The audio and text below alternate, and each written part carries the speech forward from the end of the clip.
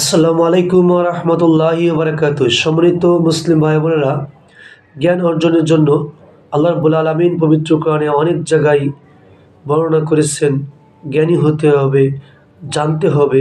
আল্লাহ রাসূল সাল্লাল্লাহু আলাইহি ওয়াসাল্লাম তার হাদিসে অনেকভাবে বলেছেন। প্রথম আয়াতে ইকরা পড়তে হবে, পড়ার মাধ্যমে জানতে হবে, জ্ঞান অর্জন করতে হবে। রাসূল সাল্লাল্লাহু আলাইহি ওয়াসাল্লাম বলেছেন, তালাবুল ইলমি ফারিজাতুন আলা কুল্লি মুসলিম।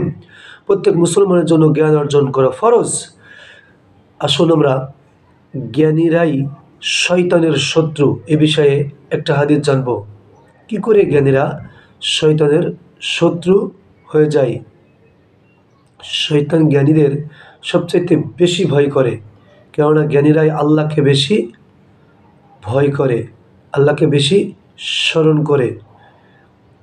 তো জ্ঞান অর্জন অবশ্যই করতে হবে। লেখাপড়া না করে, দ্বীনি ইলম শিক্ষা না করলে কিছুই জানা যায় না। এ বিষয়ে আমরা হাদিস জানবো ইনশাআল্লাহ। আসুন হাদিসের দিকে। আন আব্দুল্লাহ ইবনে আব্বাস রাদিয়াল্লাহু আনহু ক্বালা ক্বালা রাসূলুল্লাহ সাল্লাল্লাহু আলাইহি ওয়াসাল্লাম ফাকিহু ওয়াহিদু আশাদ্দু আলা শাইতানি মিন আলফি আবিদ।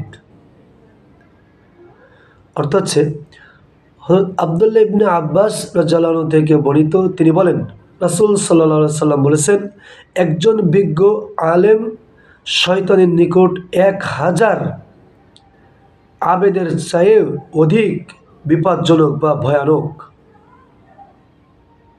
সুবহানাল্লাহ। তাহলে জ্ঞান অর্জন কতটুক